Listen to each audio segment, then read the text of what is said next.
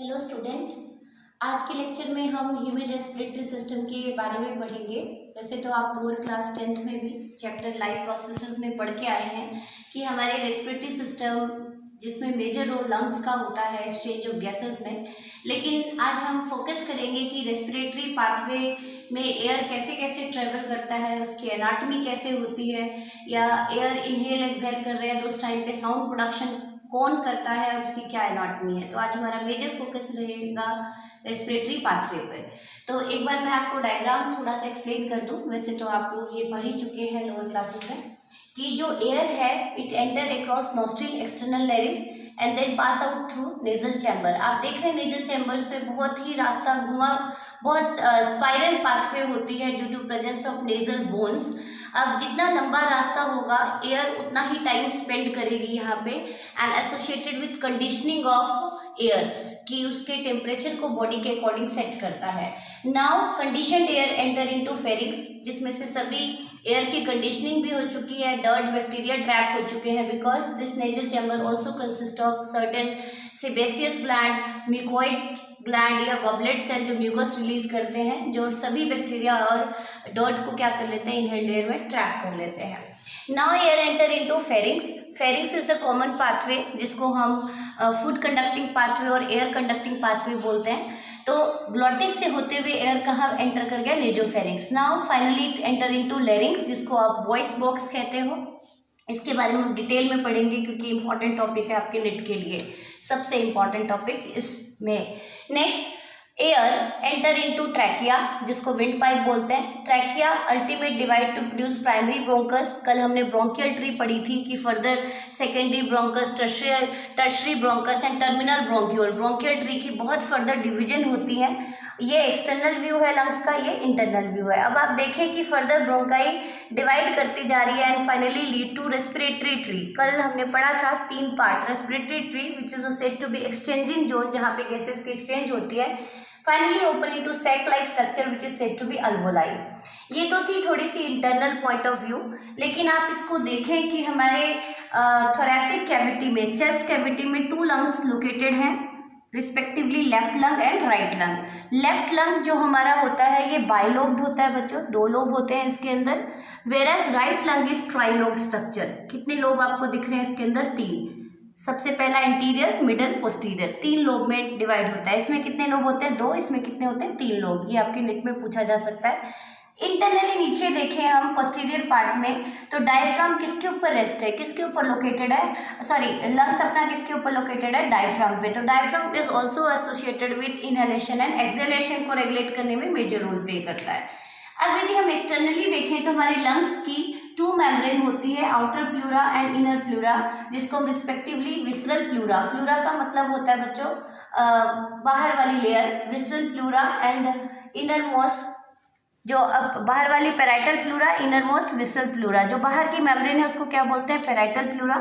जो inner lining है अपने लंग्स की उसको क्या बोलते हैं, विसरल प्लूरा। प्लूरा का मतलब मेम्ब्रेन, कवरिंग, जैसे अपने ब्रेन के चारों तरफ 3 कवरिंग होती है, 3 मेनिंगस होती हैं, उसी तरह से लंग्स को भी प्रोटेक्शन कितनी लेयर ने दिया हुआ है, 2 लेयर्स ने। और उनके बीच में एक कैविटी लोकेटेड है which is said to be pleural cavity और ल्यूरल कैविटी, जिसके अंदर फ्लूइड भरा हुआ है which is said to be pleural fluid, जो शॉक एब्जॉर्बर की तरह बिहेव करता है और अपने लंग्स को किसी भी इन्फेक्शन से प्रोटेक्शन देता है। ये तो सिंपली ह्यूमन रेस्पिरेटरी सिस्टम का डायग्राम था। लेकिन अब हम आ जाते हैं एनाटॉमिकल स्ट्रक्चर की, जो एयर पास कर रहा है वो किस किस रास्ते से गुजरता है और वहाँ पे किस तरह के स्ट्रक्चर लोकेटेड है। तो सबसे पहले नॉस्ट्रिल लीड टू या conduct the air to the nasal chamber. तो नेजल चैम्बर में फर्दर कितने डिविजन्स हैं, तो नेजल चैम्बर को फर्दर 3 डिवीजन में डिवाइड किया है। First one is vestibular region जिसको हम नेजल चैम्बर कह देते हैं, इंटीरियर मोस्ट।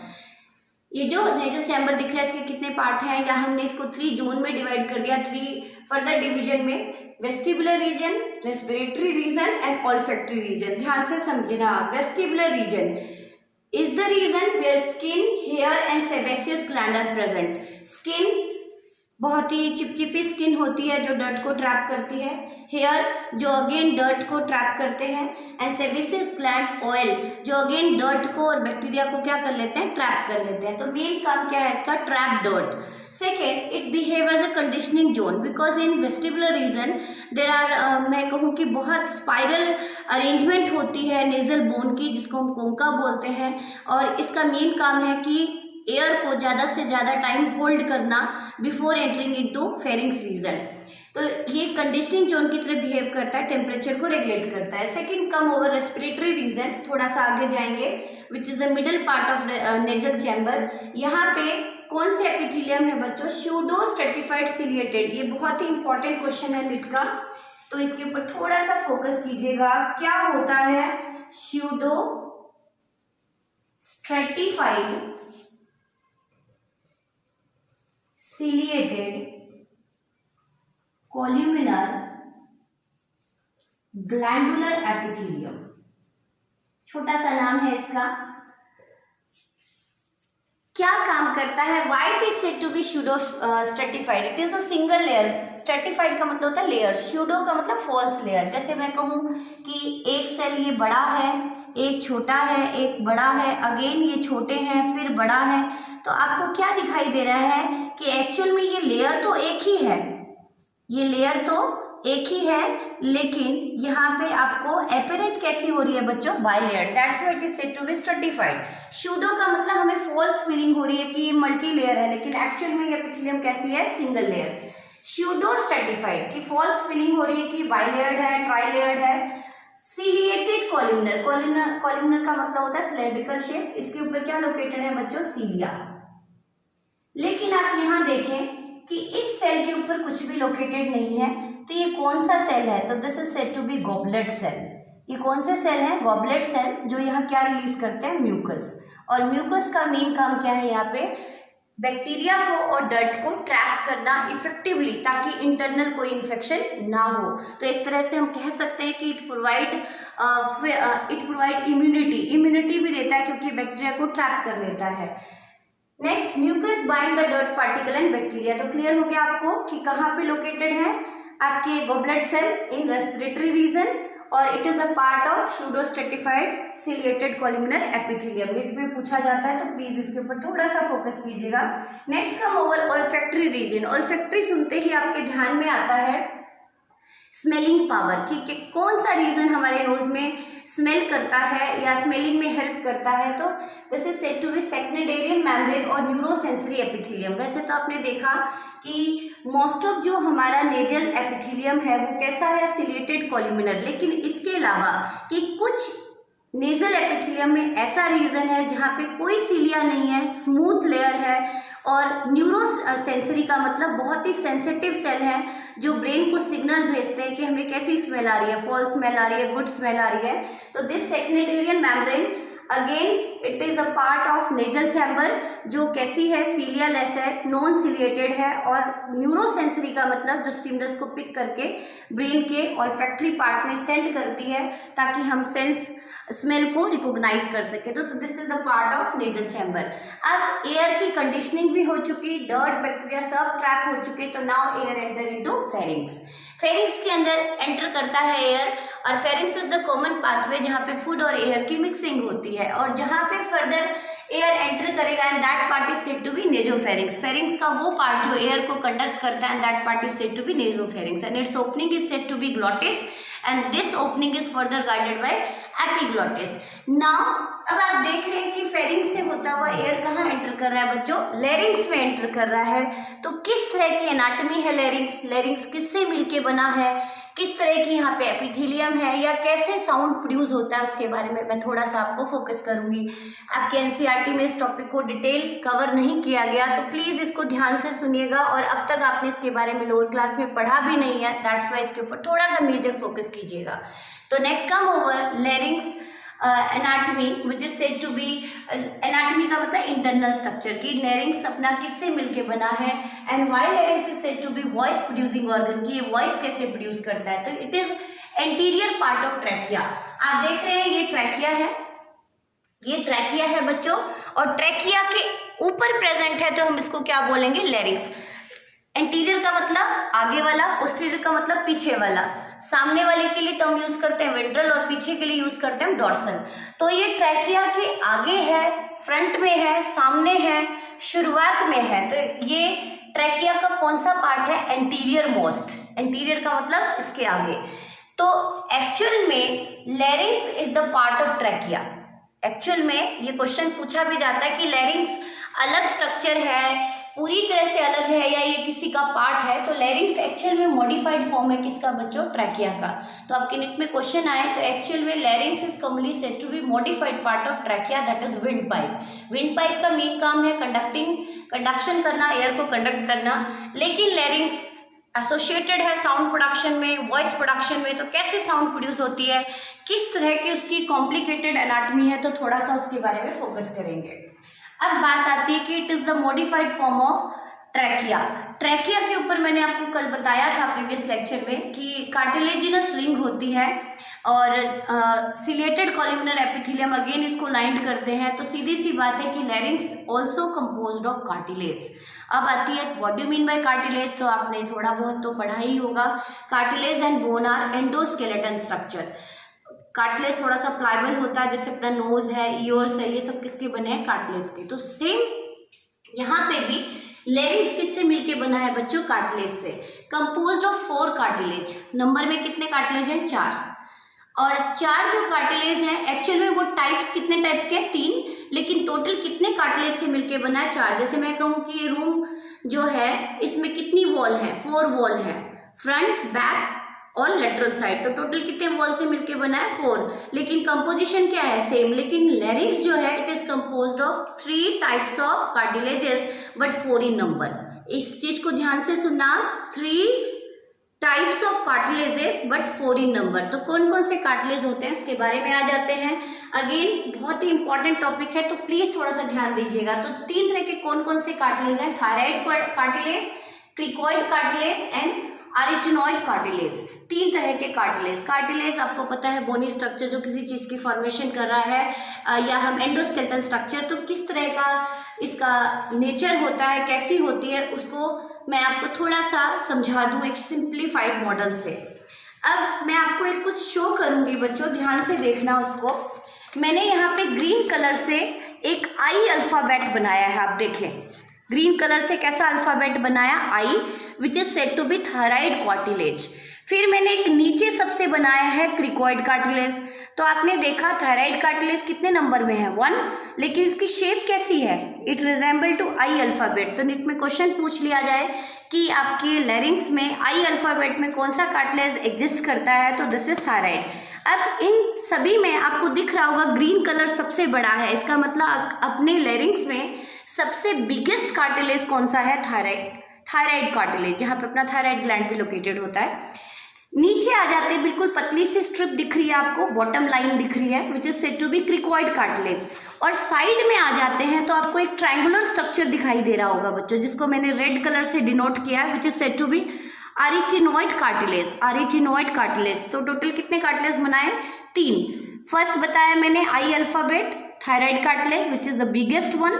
फिर बताया मैंने क्रिकॉइड कार्टिलेज जो रिंग शेप में एग्जिस्ट करता है, रिंग शेप में, बिल्कुल सर्कुलर आउटलाइन में अभी समझाऊंगी।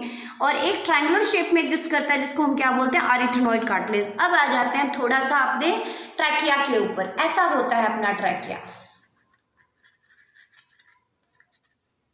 अब ध्यान से देखिएगा कि अपना जो ट्रैकिया है उसके फ्रंट में कौन सा कार्टिलेज दिख रहा है, या हम कहें कि लैरिंक्स के फ्रंट में कौन सा कार्टिलेज है? The front part of larynx is composed of thyroid cartilage. ऊपर वाला पोर्शन, फ्रंट सामने वाला, एंटीरियर मोस्ट, बैक पार्ट सभी, या नीचे वाला बॉटम पार्ट, तीनों के तीनों, ऊपर एंटीरियर सबसे ऊपर वाला पार्ट, फिर आपका फ्रंट पोर्शन और नीचे वाला बॉटम पोर्शन, बिल्कुल लिस्ट बॉटम नहीं कह रही मैं, लोअर पार्ट किससे मिलके बना है? थायराइड कार्टिलेज से। ये लैरिंक्स है, सपोज दिस इज लैरिंक्स, आपको समझाने के लिए दिस इज लैरिंक्स। तो इसका सबसे ऊपर वाला पार्ट, फ्रंट पार्ट, एंड हम कहें कि नीचे वाला लोअर पार्ट किससे मिलके बना है? Thyroid cartilage. फिर लेकिन साइड में हमारा थायराइड कार्टिलेज नहीं है। नीचे यदि हम पूरी की पूरी अपने लैरिंग्स की बात करें तो सर्कुलरली सबसे बॉटम में पूरी तरह से सर्कुलर, ये देखो फ्रंट क्रिकॉइड, इसको बैक कर दूं मैं तो भी नीचे तक आपको कौन सा पार्ट दिख रहा है, क्रिकॉइड कार्टिलेज। मतलब सबसे बॉटम में कौन सा कार्टिलेज प्रेजेंट है लैरिंग्स के, क्रिकॉइड कार्टिलेज, बिल्कुल रिंग फॉर्म में प्रेजेंट है, that's why it is said to be ring cartilage. और बैक साइड में कौन सा कार्टिलेज दिख रहा है बेटा, अरिटेनॉइड कार्टिलेज।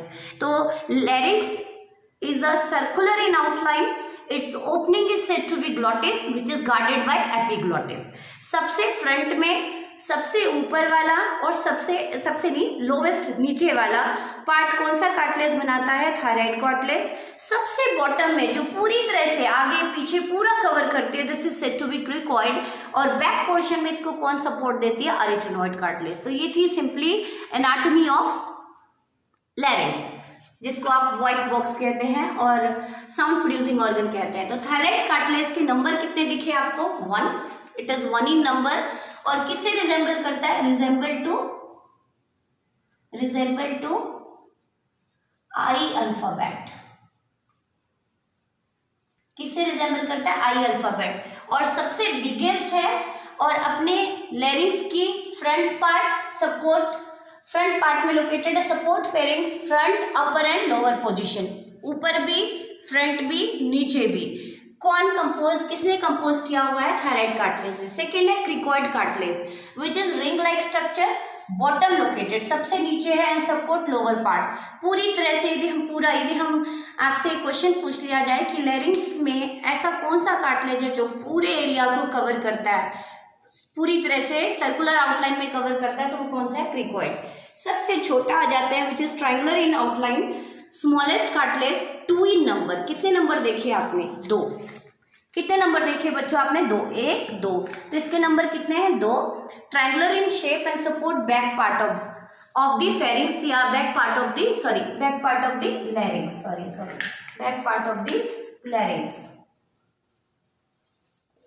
तो लैरिंग्स अपना जो वॉइस ऑर्गन है, it is composed of 3 type of cartilages, 3 तरह के कार्टिलेज से मिलके बना है, 4 इन नंबर है। सबसे बड़ा कौन सा कार्टिलेज बच्चों, थायराइड। सबसे स्मॉलेस्ट कौन सा है, अरिटेनॉइड। और मिडिल में उसकी पोजिशनिंग आती है आपके क्रिकॉइड की। क्रिकॉइड सबसे बॉटम लोकेटेड होता है, फ्रंट ऊपर की बात करें तो कौन सा है, थायराइड। और बैक की बात करें तो कौन सा है आपका, अरिटेनॉइड कार्टिलेज। ये तो थी स्ट्रक्चर की बात। अब बात आती है कि कैसी एक्सटेंशन होती है जो एयर आ रही है।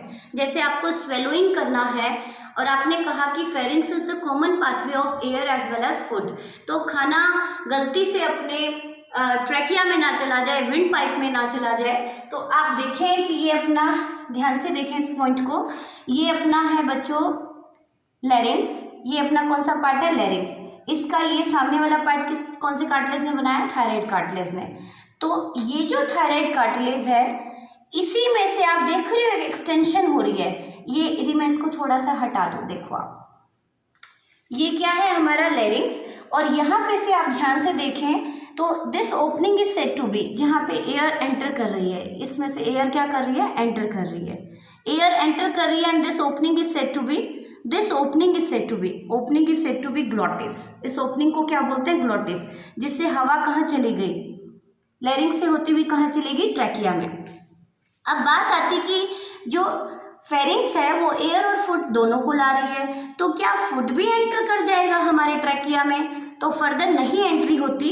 तो यहीं पे से जो हमारा थायराइड कार्टिलेज है, this is said to be thyroid cartilage.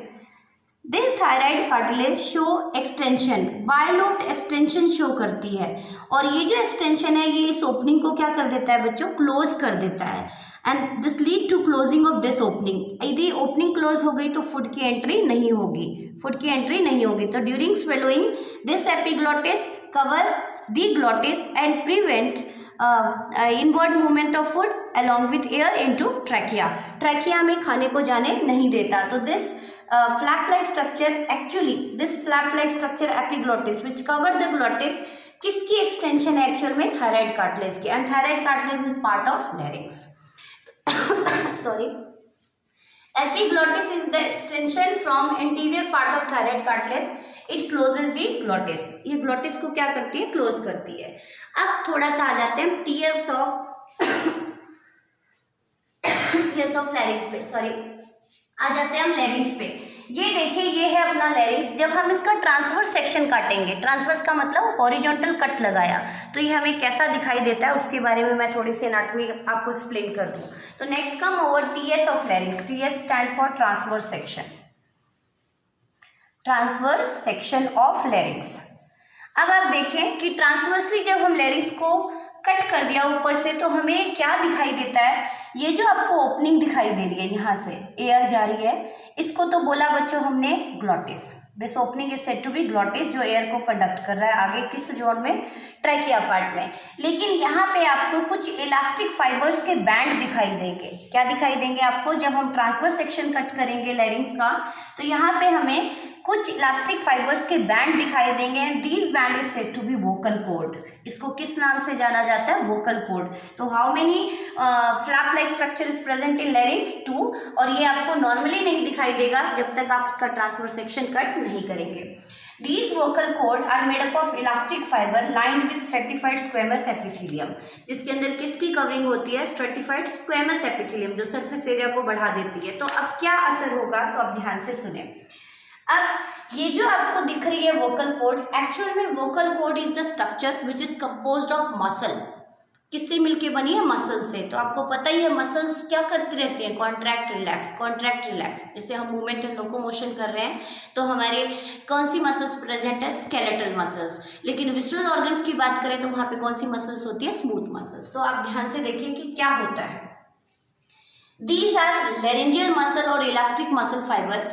क्या होती है? जब आप सांस ले रहे हो तो उस टाइम पे ये मसल रिलैक्स करती है ड्यूरिंग इनहेलेशन। ड्यूरिंग इनहेलेशन ये मसल्स क्या करती हैं बच्चों? रिलैक्स करती हैं। और जब रिलैक्स करेंगी तो ये किधर जाएंगी? दूर हटेंगी। और यहाँ पे क्या हो जाएगा? ये खुल जाएगा और एयर कहाँ चली जाएगी? अंदर।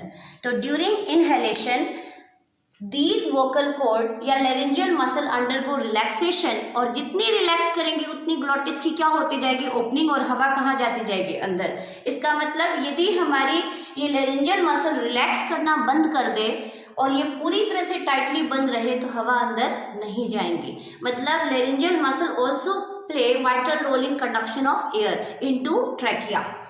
ये तो थी बात कि रिलैक्सेशन में ये पार्ट जो है ग्लॉटिस की ओपनिंग बढ़ती जाती है, लेकिन जब ये मसल कॉन्ट्रैक्ट करती हैं ड्यूरिंग एक्सेलेशन, ध्यान से देखें, ड्यूरिंग एक्सेलेशन तो ये मसल्स किधर आती हैं बच्चों? अंदर की तरफ। और जो पाथवे बहुत वाइड हुआ था अब वो थोड़ा सा क्या हो गया? नैरो। मतलब ड्यूरिंग इनहेलेशन ग्लॉटिस ओपन होता है, बहुत वाइड होता जाता है, लेकिन ड्यूरिंग एक्सेलेशन ये मसल्स क्या कर रही है बच्चों? कॉन्ट्रैक्ट। और जब कॉन्ट्रैक्ट करेगी तो ग्लॉटिस क्या होता जा रहा है? नैरो होता जा रहा है। और जब हवा बाहर निकलेगी तो उसको स्पेस क्या मिला? कम।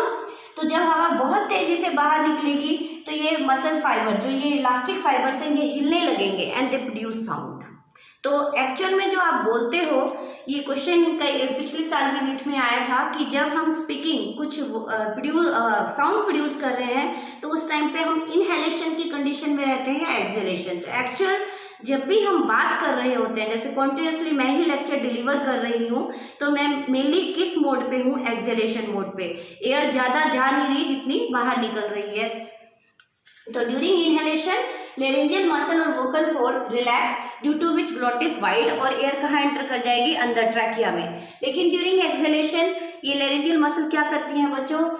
कॉन्ट्रैक्ट करती हैं, जिसकी वजह से ग्लॉटिस थोड़ा नैरो हो जाता है। और जब हवा बाहर निकलती है तो glottis get narrow and sound produce due to vibration of vocal cord. उतनी ही तेजी से, मतलब जितनी फोर्सफुली, जितनी मतलब हम कहें कि ये जितनी नैरो होगी उतनी तेजी से एयर निकलेगी और किसको वाइब्रेट करेगी? वोकल कॉर्ड को। और उतना ही ये तेजी से साउंड प्रोड्यूस होगा। तो ड्यूरिंग साउंड प्रोडक्शन, ये ध्यान रहे, during speech or in vocal situation